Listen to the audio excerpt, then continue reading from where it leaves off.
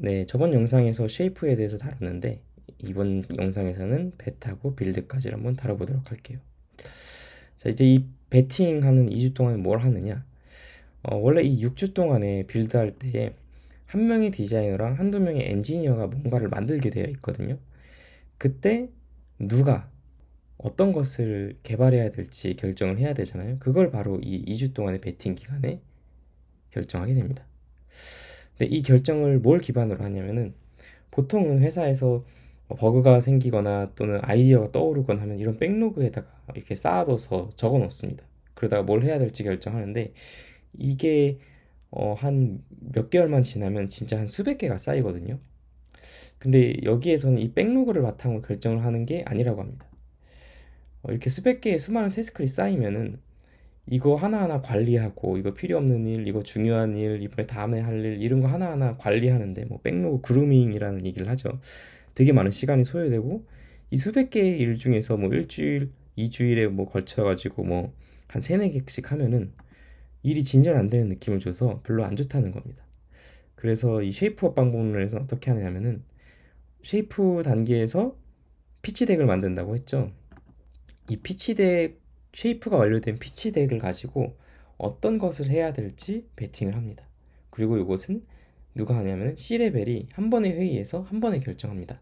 막 PM이 결정하고 위로 올리고 그 사람들이 다시 밑으로 내려서 다시 논의하고 이렇지 않고요. C레벨이 이 쉐이프가 완료된 피치덱만 딱 가지고 얘네들만 놓고 한 번에 딱 결정을 합니다. 그래서 되게 심플하게 베팅 프로세스가 이루어진다. 그래서 막 수백 개의 백로그들을 고려할 필요 없이 되게 가볍고 그리고 한 번에 결정돼서 좀 부담스럽지 않다. 이런 얘기를 하고요. 이렇게 베팅하는 거에는 몇 가지 의미가 있다고 합니다. 첫 번째 의미는 뭐냐면은 이게 6주라는 시간 동안에 베팅을 하는 거기 때문에 뭔가를 빌드할 것을 결정하는 거기 때문에 그 시간 동안에 어떤 비용을 쓰는 페이아웃의 의미가 있다 얘기를 하고요. 두 번째로는 이 6주 동안에 뭐 피지덱 A를 하기로 했으면 6주 동안에 요것만을 개발해야 되잖아요. 그래서 요것만 집중해서 하겠다. 어떤 헌신의 의미가 있다. 이런 얘기를 하고요. 그동안에 다른 일은 안 하겠다. 이런 의미가 있다고 하고요. 마지막으로는 만약에 우리가 잘못된 걸 결정했을 수도 있잖아요. 원래 B 했어야 되는데 잘못해서 A를 결정할 수도 있잖아요. 그럴 때 어차피 우리가 6주 동안의 시간을 썼으니까 이룰 수 있는 최대값은 6주잖아요. 그래서 아무리 다운사이드로 가도 아무리 최악의 상황이더라도 최악의 상황에서의 이룰 수 있는 캡이 있다. 이런 의미가 있다고 합니다.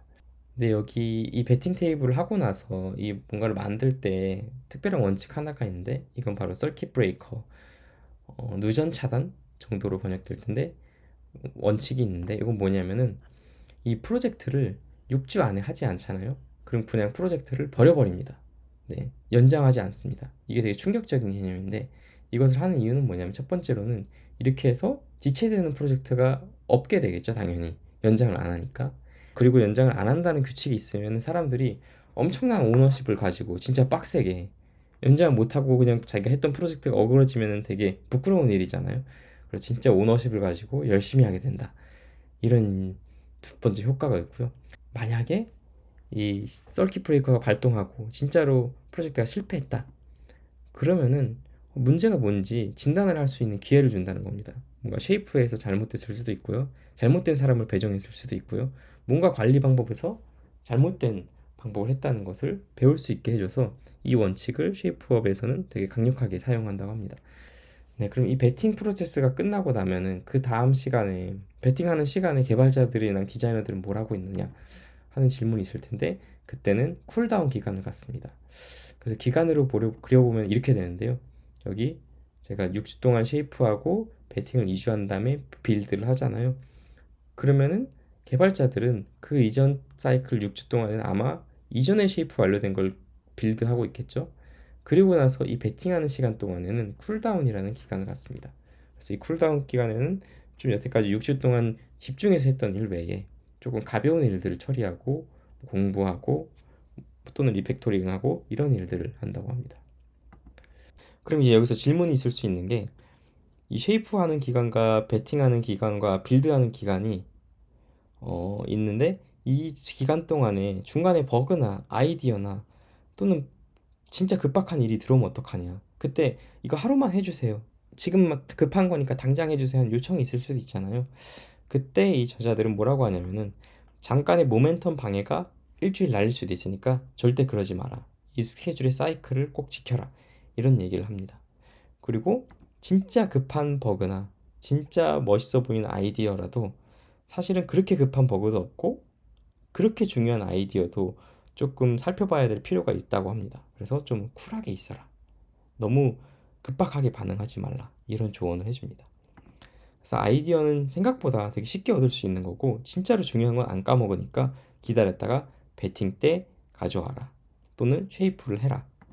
그리고 버그 같은 경우는 모든 소프트웨어는 사실 찾다 보면 버그가 있고 진짜 바로 모든 것을 중단해서 수정할 버그는 되게 희소하기 때문에 조금 기다려라.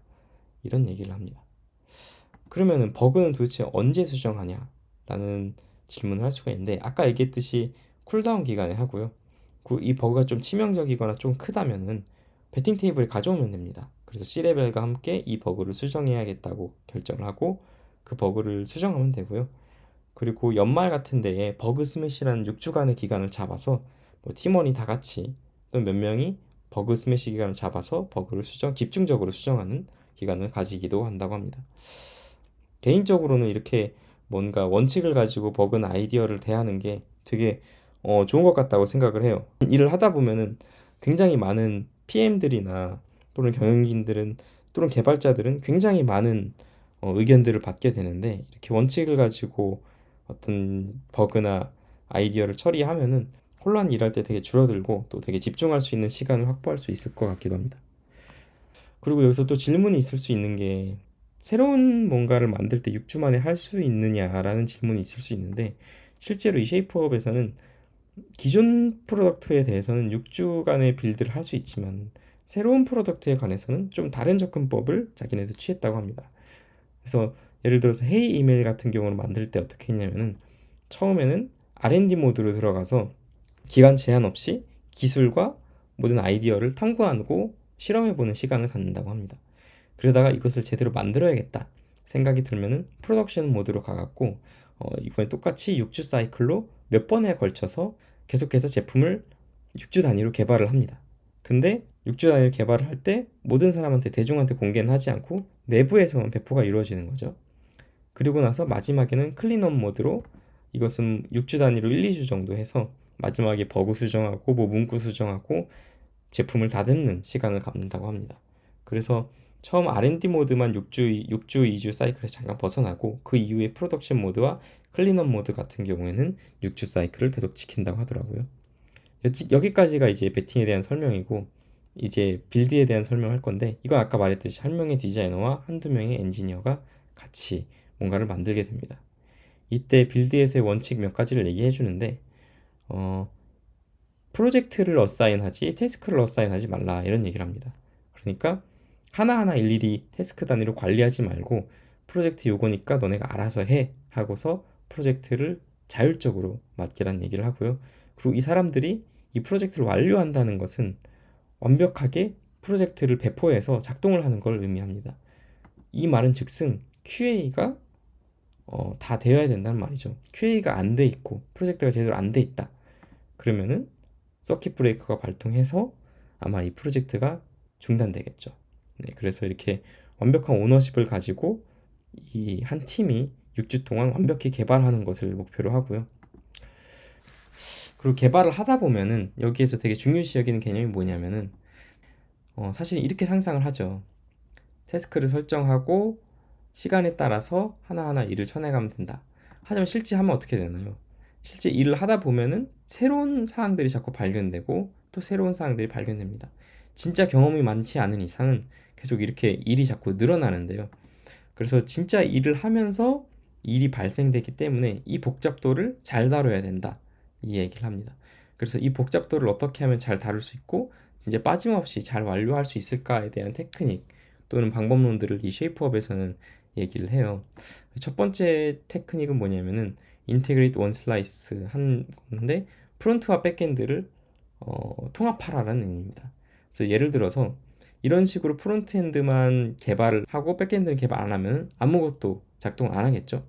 반대로 프론트는 여기 개발하고 백엔드 여기 개발하면 당연히 작동 안 하겠죠. 서로 딴 거 개발하다가 나중에 이거 합치려고 하면은 사실 잘 합쳐지지 않습니다. 그래서 여기에서의 원칙은 뭐냐면은 프론트와 백엔드를 같은 부위에서 개발을 하면서 실제로 워킹하는 걸 작동하면 하는 것을 확인하면서 일을 하라는 겁니다. 그 이유는 뭐냐면은 전 화면에서 봤듯이 이 둘이 합치는 과정에서 무슨 일이 발생할지 모르기 때문에 직접 미리 합쳐보면서 그 리스크를 줄여나가는 거죠.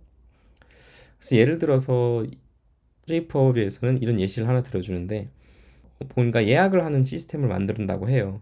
그때 프론트와 백엔드가 합쳐져야 되잖아요. 프론트는 이런 식으로 완벽하지 않더라도 일단 작동하게 만들고, 그리고 나서 백엔드랑 한번 합치는 식으로 일을 했다고 해요. 처음에 아주 작더라도, 아주 허접하더라도 이런 식으로 프론트를 만들어서 백엔드랑 연결을 하면서 일을 해나가라, 이런 얘기를 하고요. 그리고 저런 일을 할 때 항상 강조하는 건 뭐냐면은 중간에서부터 시작해라. 그래서 가장 코어가 되는 것들, 방금 전 화면에서 봤듯이 저 기능들은 되게 코어가 되는 기능들이죠. 그리고 되게 작은 것부터 시작을 해라. 그리고 만약 코어하고 둘 다 작은 일이라면 그 다음 우선순위로는 잘 모르는 부분부터 시작을 해라. 그래서 우리가 모르는 일이 발견되는 것을 미리 발견할 수 있게 하고 리스크를 방지해라, 이런 얘기를 합니다. 그리고 이 쉐이프업에서는 우리가 하는 일과 태스크에 대해서 진행 상황을 잘 체크하기 위한 방법을 좀 소개를 해요. 그걸 이제 스코프 맵이라고 하는데, 우리가 일을 할 때 처음에는 이런 식으로 어떤 일이 있는지 사실 잘 모르잖아요. 그러다가 일을 하다 보면은 영역을 나눌 수 있겠죠. 이런 식으로. 그리고 이건 사실 멘탈 이미지이고, 이건 사실 상상도고, 실제로 일을 하다 보면 이게 어떤 투두리스트의 형태로 되겠죠. 그래서 요 영역은, 필드 온 폼에 대한 영역은 이렇게 세부적인 일이 있을 거고, 이 영역에 대한 것은 이런 식으로 세부적인 일이 있을 겁니다. 그래서 한 예시를 좀 들어주자면은, 처음에는 이런 식으로 어떤 우리가 구현해야 될 사항들이 아무런 영역 없이 해야 될 일만 이렇게 나열되어 있는 상태일 거예요. 그러다가 일을 하면은 어떤 게 일정 이상 완료되면서 이만큼만 남게 되겠죠. 그리고 남아있는 일들을 좀 보다 보면은 이런 식으로 카테고리를 나눌 수도 있게 될 겁니다. 그리고 이 세이브 에디트라는 것을 좀 보다 보니까 이 중에서 샌드라는 영역으로 하나 나눌 수도 있을 것 같다 해서 이렇게 나누게 되고요. 그리고 세이브 앤 에디트를 보다 보니까 스토어랑 리플라이로 나눌 수도 있다는 걸 알게 됩니다. 그리고 나면은 하나하나 일을 해나가겠죠, 이렇게 하다 보면은. 그래서 아까 인테그레이트 원 슬라이스 원칙에 따라서 하나하나씩 일을 이렇게 해나가 보면 다 결국은 일을 완료할 수 있게 됩니다. 그래서 이런 스코프 맵 원칙에 따라서 일을 관리하고 그리고 영역을 나누고 그것을 통해서 의사소통하고 하는 기본적인 어떤 프로젝트 관리의 기본적인 개념을 좀 소개를 하고요. 여기서 유의할 점 하나를 좀 소개해 주는데, 우리의 이상적인 생각으로는 뭔가를 만들 때 프론트와 백엔드의 노력이 거의 비슷하다고 이렇게 생각을 할 수 있어요. 근데 실제로 일을 하다 보면은 프론트는 이만큼만 해도 되는데 백엔드는 이만큼 해야 되는 경우도 있고, 반대로 프론트가 이만큼 해야 되는데 백엔드는 이만큼만 해도 되는 경우도 있어요. 그래서 이럴 때에는 이런 영역들을, 백엔드가 크거나 프론트엔드가 너무 비대한 영역은 별도의 영역으로, 별도의 스코프로 분리해서 관리를 해라, 이런 얘기를 합니다. 그 다음으로 여기에서는 힐 차트라는 개념을 소개하는데, 이게 뭐냐면은 우리가 일을 할 때 처음부터 뭔가 일을 막 해내진 않잖아요. 뭔가 무슨 일을 해야 될지 알아내는 단계가 있고, 그게 다 정리가 되면은 그 다음부터는 일을 하잖아요. 사실은 일을 알아내는 단계는 언노운 상태고, 그 다음에 이것을 완료하는 단계는 노운 상태인데, 우리가 하는 모든 일에도 이런 것을 대응시킬 수 있다는 얘기예요. 그래서 아까 얘기했듯이 뭐 퓨처 오프라인 에디트랑 이런 여러 가지 영역이 있을 때 이런 영역을 연결하다 보면은 이 초록색과 노란색 영역은 이미 일을 끝내고 있는 상황이죠. 근데 이 파란색 영역은 뭐가 어떤 일이 있는지 지금 알아내고 있는 상태인 거예요. 그래서 이런 식으로 일을 표시할 수 있다라는 얘기를 하고요. 그래서 이거는 우리가 어떤 상사나 다른 동료들하고 소통할 때도 되게 좋은 개념인 것 같아요. 예를 들어서 이 상태에서는 일이 진행되고 있지 않은 것처럼 보이거든요. 근데 그 사람한테 지금 나는 일을 진행하는 걸 알아내고 있는 상태고 지금 한 여기 정도에 머물러 있습니다라고 얘기를 하면 조금 더 명확하게 소통할 수 있겠죠. 여기서 문제가 일어날 수 있는 건 뭐냐면은 어, 어떤 영역이 계속 안 움직이고 있는 것처럼 보일 때도 있어요.